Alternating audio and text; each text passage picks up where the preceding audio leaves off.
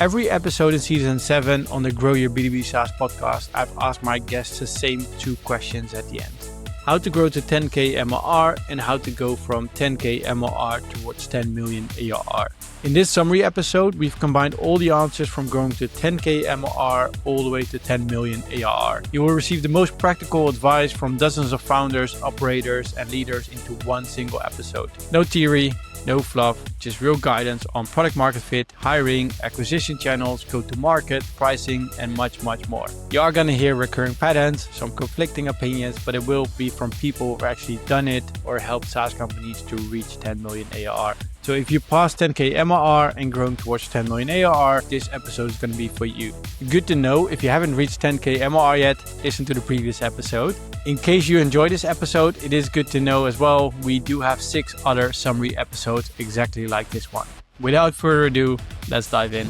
In episode 1, I chatted with Carolyn Lewis on how to build SaaS partnerships that actually drive revenue. First, starting with those successful partnerships that you have, go deep with them, really understand them, make them a success before trying to necessarily replicate or expand. When you move up to 10 million, it's really about taking that understanding and success and applying it to other companies there. So what lessons can you take from that successful partnership? How do you make that a system and then grow from there, especially at the 10 million end? That's where people should start thinking about, how do I make myself a platform? So getting more after the HubSpots, the Salesforces, the Shopifys, how can you actually make your platform an integral part of somebody else's business and actually help them grow their business off of the growth of your own platform? Because again, that's really where you start to see that extreme growth going into sort of unicorn area, when other businesses need your business to either survive or to grow or want to help you grow so that they can grow. And that's that flywheel that starts really taking off at that point. In episode 2, I chatted with Bresnik Vreljko why 80% of outbound sales fails and how to fix it. Let's just say 10 to a million could be anywhere, right? But it's just about people. Let's be honest, as a business, it's sometimes you could have bet not just your channels, maybe it's got you to your 100, 200 grand. You got to start betting on people. Like, you better your business offers value. If you're a fundraiser, a capital, a VC, your own VC for yourself, how am I going to manage my resources that I have? Really strategic. Place bets in different areas to see net growth. For anybody at that stage, let's say a few 100K, they've got validation, they've got proof of concept, they've got revenues, customers, you want to grow. You've got to start placing bets on people, so that you can multiply the efforts that are happening, because whatever you can do by yourself is only going to yield so much. So people, when it gets to, you want to start building on brand, because to build on brand, you need other people to speak about you. One of the biggest things that we've had on the strongest correlation is, how do you get other people to speak about you the most? Mentions is the creation of momentum to get you from a 1 to 5, or then 5 to even 10. Is building that momentum in that market space where people are just speaking about you, paid or organic or whatever it might be. That's the way to do it, in my view, to get to that scale.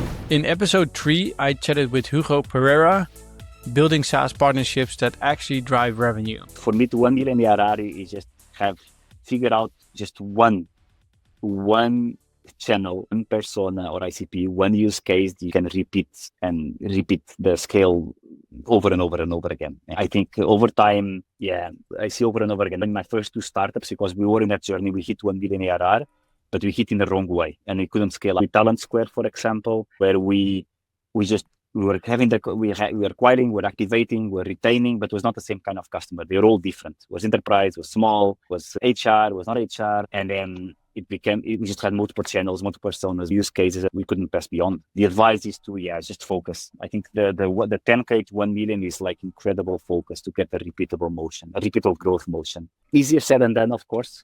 But that one use case, one channel, one persona, or one ICP, just that's it. Hyper focus on that.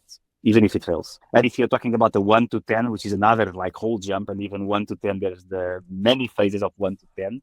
But if there is one thing I see that didn't happen often in the ones I worked with, were at 5, 6, 7 million, it's too late. They start using their community. Only when they got in trouble, they start looking at references, co-marketing, feedback loops, building a community of their customers or user or partners. And by then, everyone was already either annoyed, churn was increasing, they were stuck. So yeah, use your early community as your, like HubSpot likes to call it, your flywheel. I think that would be, from a people point of view, from 1 to 10, I think this is where really hiring functional leaders or that are fit, that are stage fit, are critical here. I think there's so many mistakes on hiring at this stage. And I'll say, don't hire job titles. If someone comes because they want to be a VP of marketing with 2 people, it's not the right hire point. You're not a VP of marketing with 2 people under you. If they care too much about that, you already are in the wrong stage fit. That's it. In episode 4, I chatted with Garret Robinson why your SaaS go-to-market isn't working and how to fix it with operational discipline. The biggest piece of advice, especially as you scale past 1 million, you start to get in that 5 to 10 million range. This is where founders have ultimately become the roadblock in the business. Your job is no longer just about sales and relationships. It really comes down to creating the systems, enforcing a rhythm, and really having command of the business. And at the same time, delegating that execution and getting out of the way and letting your people do what they do best. And I think when you look at it that way, it's not about just owning the vision of the business at that point. It's about owning the tempo of the business and putting the right things in place to where you're developing a leadership culture that starts at the middle out and not the top down, where everything relies on you. In episode 5, I chatted with Joey Gilkey on B2B SaaS sales, outbound strategies to scale your revenue. From 100K ARR to $1 million. It's all about scaling up selling, but it's founder-led. So I think founder-led content, I think founder-led selling, right? Assuming you can. Ideally you can. If not, you should probably find a co-founder that can. I do not think that you're ready for salespeople yet unless you have a background in sales like I did. I mean, I had salespeople day one, even with $0 in revenue, but it's because I knew what I could get out of them. And so start investing in that, because I'm a big believer in do, document, delegate, right? 3 Ds. Do it well until I can document it well that I can then delegate it to someone. And so focus on that. And I would also say get yourself out as much administrative work as possible as soon as possible. So the moment that you start taking home a paycheck, go ahead and write off half of it and get an executive assistant. Take it off your plate. Stay really close to your customers. Start getting feedback from them on the product. What would have them help build your roadmap. Incentivize them to give you case studies, video testimonials. When you're first starting, you lack proof. And so start getting people to start talking about your product, et cetera, et cetera. Incentivize them, pay them, discount them, whatever it takes to get those, because those are worth way more than whatever you comp them on. Once you get to $1 million, it's about scaling up the leadership team. And so it's starting to get systems and processes in place and people to run those systems and processes. So now we start looking at, okay, well, who is the talent that I can bring in? And here's one thing. I used to skimp on talent and be very cheap with talent. I've been an entrepreneur for 8 years. I've sold 2 companies. I used to skimp on talent, and it hurt me. You buy cheap, you buy twice, right? I don't know if you've ever bought like a really cheap product and like it broke in a month. You had to go buy the nicer one. It's like, I should have just bought this in the first place. It was more expensive. And so what I have learned is just go find the best possible talent that you can possibly afford. Even if you can't fully afford it, find a way. Give them equity, give them other benefits. Even if you have the right system in place, take out some debt, good debt. I don't think that you need venture capital to build a company these days. I think venture capital is bad for most companies. So start building those people. Once you get to about 5 million, it's about scale. And back to the talent thing, like pay people what they're worth. I'm a huge believer at the end of the day that you should not hire people based on their potential, ever. You should hire people based on where they're at today, proven. I'm not going to pay for your future potential. I'm paying for what you can do for me day one when you walk in here. And so I'm a big fan. I mean, I don't have a single employee on my payroll that makes less than $100,000 US because I believe in paying for talent, right? I'd rather pay an extra $30, $40, $100,000 and get what that should get for that money than pay someone $40, $50, $60,000 less and either replace them or be disappointed in their performance. It's about pouring gas on what's working. Get a little bit more relentless about cutting expenses and bloat because you want to have enough money and cash to start shoveling into what's working. I think you get to about 5 million, you get bloated with your tech stack. You're paying for a lot of stuff you were trialing and stuff like that. Start getting aggressive with cutting expenses. Start looking at what's not working and start cutting it. And take all that savings and dump it into what is. And just triple down on it. And you will get to 10. I mean, we went 0 to 5 in 12 months. I think we'll probably finish this year, which is about 20 months of company age, around 10 to 12 million. In episode 6, I chatted with Voyer on how AI is transforming go-to-market for B2B SaaS. Think about ecosystem marketing. I have been in close touch with Clay and Herich, and they have both used like agencies, partnerships as go-to-market motions as a huge lever of adoption. It literally like unlocked a big learning curve for them, especially if you are like doing something which is complicated to implement and companies will not necessarily implement it themselves, right? Such as outbound tools for like the majority of people, this is like a little bit of an overkill. They already trust agencies. So one agency can bring you like 12 clients. And this is a super, super, super, super important lever. The other one would be actually a water on your meals. So in the age of deep AI fakes and in the age of like AI generated everything, people still want to connect with people, communities, creator, influencers. These are still like trusted hubs for now. As for the mainstream media and like advertising space getting more intense, I just think that we have these shortcuts to trust that is getting increasingly important in B2B. And last but not least, use AI. Think about how AI is influencing each and every go-to-market motions that you are using. In episode 7, I chatted with Desiree Jessica Paley, why human psychology still wins in B2B SaaS sales, even in the age of AI. I would break it down. What are your first 3 customers? And then how do you get to 500K, to 1 million, to 3 and to 10? And really think along the line, okay, how do you get your first 3? Maybe through the network. Then how do you get to your first 500? Just double down on the heavy users that you have from your first 3. So who are their twin companies, who are their competitors, and really just narrow down on them. And then going from 1 to 3, we are not there yet. So I can just share what I'm working with from our customers. Maybe what is working is okay. Now, from having like exploited the twin companies, now really hone into the signals those companies were showing, the pain points, and scale that. Going from 3 to 10 is opening up the market, focus on the sum, and use tools, tech, and AI to penetrate those markets faster. Always have a good strategy for it. And I think the first 3 million is a lot of experimentation. Try new things and always hone what is working and forget what is not working. Just use it as information to inform your next experiment. In episode 8, I chatted with Andrew Kaplan on the growth operating system and building teams that deliver real value. On this journey, I think that there's 2 components that are really, really important. The first is going to be new user onboarding. So that new user experience at this stage typically becomes much more valuable. So at this stage, if we think about the revenue as a proxy, we've got some momentum in the market. We've maybe got the inklings of a product market fit, and it's time to start optimizing a little bit. So what we want to do is really pay attention to that new user experience, because every additional user we can retain is going to compound over time. So I'd pay attention to the new user activation and onboarding experience. And when I hit plateaus, I would really be leaning on segmentation in any area of my growth model. So if I'm starting to hit the point of diminishing returns on the acquisition side, I want to lean on different segments within the channel I can optimize for. So either different goals or different jobs to be done or different titles or verticals, personas, whatever it might be. Same thing inside of the product. So if I'm hitting conversion plateaus, either in activation or in conversion from active user to paying customer, I want to really be thinking about what are the different ways I can slice and dice this database? How can I communicate differently to those folks in here? And what we've learned in other areas is that segmentation usually helps to break through those conversion plateaus. I'd really lean on those 2 things. In episode 9, I chatted with Ricardo Kakeri on growing a B2B SaaS without recurring revenue. You can get to 10 million without doing a few things, right? There is, from a product perspective, the only thing on your mind is expansion revenue. It's like you have a base layer. How do I expand current people? How do I really grow that NRR, as they like to call it, basically?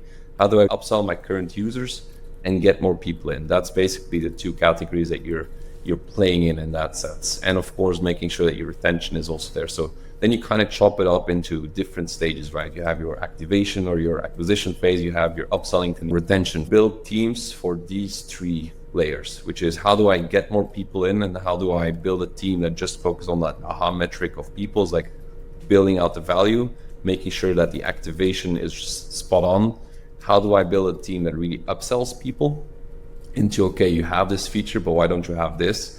So that would be another one. And then a team focus on making sure that there is no leakage in the bucket, basically, is making sure the retention rate is spot on, thinking about those use cases. So, I mean, I'm picking a big ballpark because you're giving me a big ballpark from 10K to 10 million.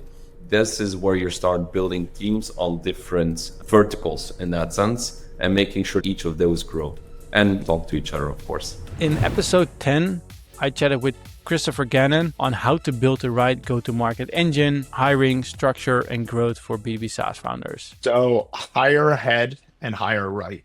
These are all things I've practiced myself. So when I give this advice, I can be confident that I'm talking the talk and walking the walk in the world of go-to-market. If you have somebody great and you let $10,000 or $20,000 get in the way of you hiring somebody that's great, how that $10,000 or $20,000 can compound over time from an ROI perspective can be massive. I mean, even if you think of an AE with $1 million quota, $10,000 to $20,000 could be the difference between finding that AE who's going to blow out their $1 million quota and bring your company $1 million, $1.2 million, $1.5 million in revenue, or you find somebody that does $500,000 in revenue. It's important that when you think about a couple $1,000, we're founders, we're bootstrapped, we might not have a lot of funding, we're trying to raise all these things, that money could be really impactful down the road for you.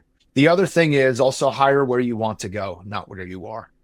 If you're at 8, 9, 10 and you want to go to 20, you have to find somebody that's gone on that journey and that can take you on that journey again, versus the person that, look, our job is to mitigate risk. Somebody who's never done that $10 to $20 million motion, they're going to make a lot of mistakes. They might not understand the system and processes that take. They might not have a hiring methodology to build a team to scale to that level. So how much risk do you want to burden on yourself? How much of those mistakes are you willing to tolerate versus finding somebody who's been on that journey successfully already? Are you already running an affiliate or referral program, but it's not really driving growth? Reditus is the affiliate and referral platform built exclusively for B2B SaaS, combining an in-app referral program, an affiliate network of over 20,000 SaaS affiliates, and AI-powered recruitment that finds new relevant affiliates for you. Migrate for free with our white glove service. Affiliates can keep their link, and you can start managing both programs from one single place. With tracking, payouts, and fraud detection all handled for you, you can start building a scalable growth channel that compounds without high upfront cost. Want to learn more? Check out getreditus.com. In episode 11, I chatted with Marc Appel on B2B SaaS growth strategy for 2026 and scaling with AI agents and growth loops. I would really start to build from very feature and benefit messaging towards more inspirational or more brand messaging. So climbing in that value chain in terms of communications. In episode 12, I chatted with Chitte Joosten on SaaS pricing strategy for 2026 about hybrid models, AI cost, and value-based pricing. This is, of course, a tougher question because the context is more relevant here. And I think case by case, we're seeing dramatically different things. But I think from 7 to 10 million, sometimes even at 50 million, what we're seeing is that there's still usually the founder in charge, and this is the transition period. And I'm saying in charge of pricing. And then I think from 7 million, you should probably have a chat, okay, who should actually be in charge? And I think that's going to have a dramatic impact on your revenue. Just having that conversation, figuring out, hey, can we actually put this responsibility on someone? And maybe this is the founder, right? But now they get this responsibility. It's written out. People know this. They're aware of this. And it's going to be added on the quarterly review, right? In meetings, this should be discussed because that's what we're still seeing at some companies doing 10 million, where pricing isn't even a line item on the agenda. So I think the advice really around that stage is point towards someone who's responsible and give it a line item on your, at the very least your quarterly, but probably even monthly. Yeah, because is it then, if the founder is responsible, remains untouched for a really long time if it's not on the agenda? Not necessarily, but the founders are usually the people who will always find the problems no one is working on, or at least in my experience. Don't just assume that other people will look at pricing and say, hey, no one's doing this, I'm going to pull this towards me, right? Founder is usually the kind of person who at least has a picture of all the fires that are going on. So I wouldn't say that they're putting it away or ignoring it, but it is their responsibility to make it discussable, I think. In episode 13, I chatted with Hotske Wessilies about scaling a SaaS in 2026, AI, talent, and the future of people operations. You need to figure out, okay, what's my success? What's causing my success? What's the root of my success? Is it already the great product and there's just an open market? Or is it I found a few very niche customers that bring my success? Yeah, so you need to dig into that, and where can you release your time so that you can focus even more on finding this right spot? Knowing what's working and doubling down on that. Yeah, that would be, but I'm an opportunist. In episode 14, I chatted with Romy de Groot about scaling SaaS in 2026, AI adoption, pricing shifts, and efficient growth. Very few companies hit the billions, right? Very few. It's one of the hardest things. And then especially when you want to get to the 4 billion or 5 billion, that's the Google, that's the Amazon. That's often the dream, because every time there's different phases that you're getting towards. So depending on which stage you're in, depending on which sacrifices you want to make, that's something I would ask. And that's what I mean by boldness. I think a lot of entrepreneurs dream about the 10K or the first million or the 10 million, but why not a billion?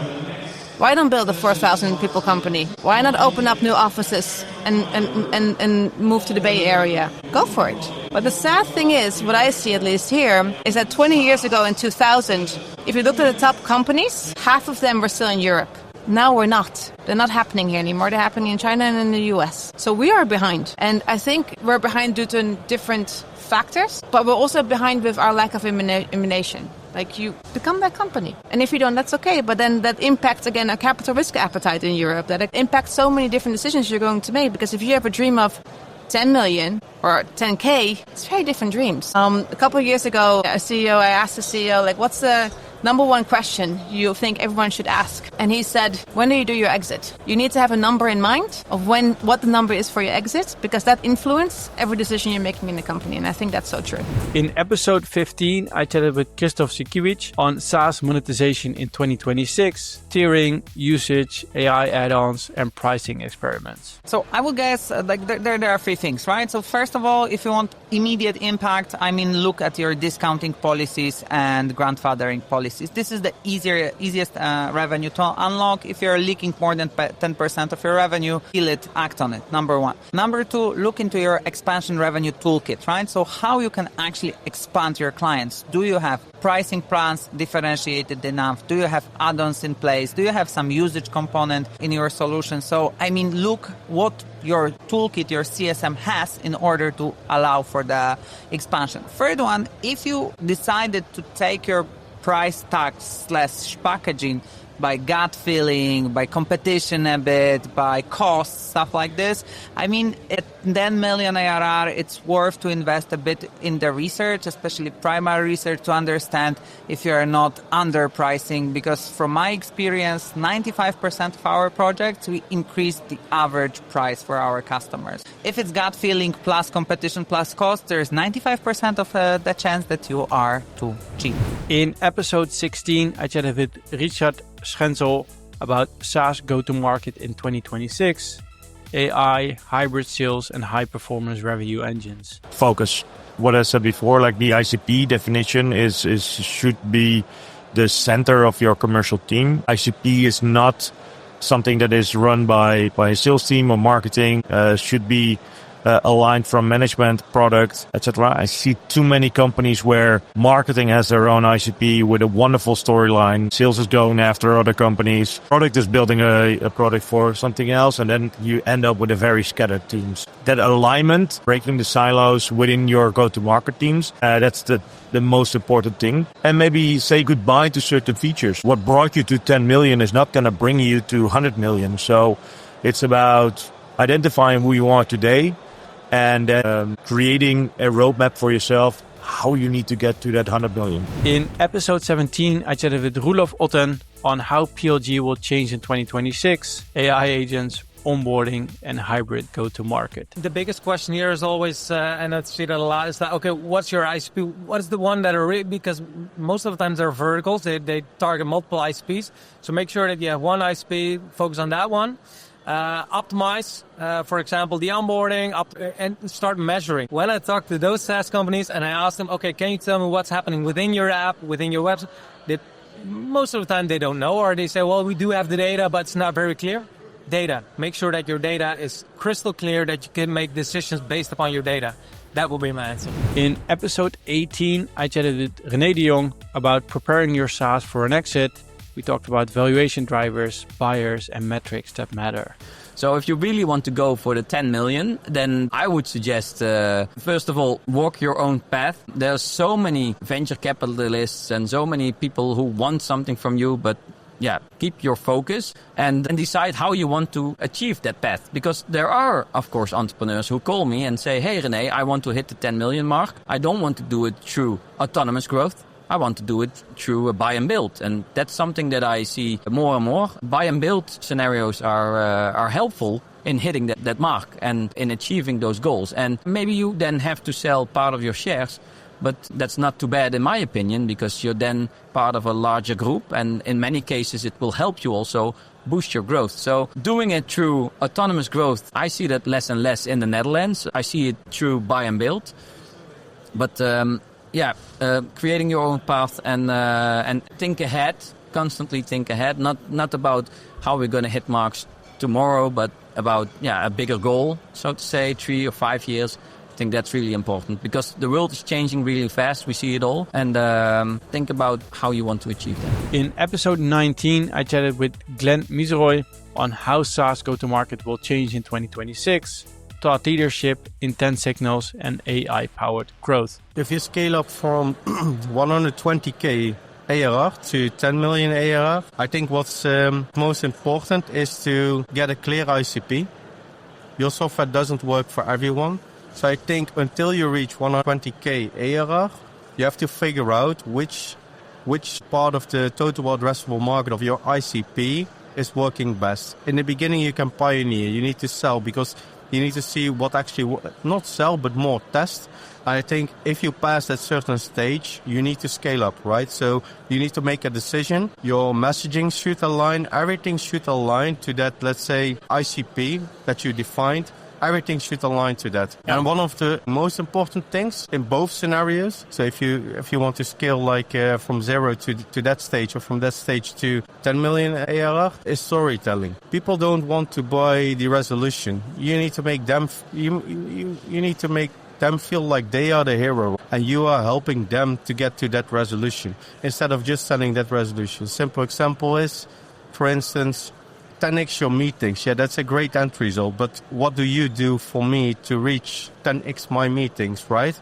So you need to tell them, explain them. And storytelling, I think, becomes more and more important. In episode 20, I chatted with Koen Stam on how SaaS companies will scale in 2026, go-to-market efficiency, RevOps, and word-of-mouth growth.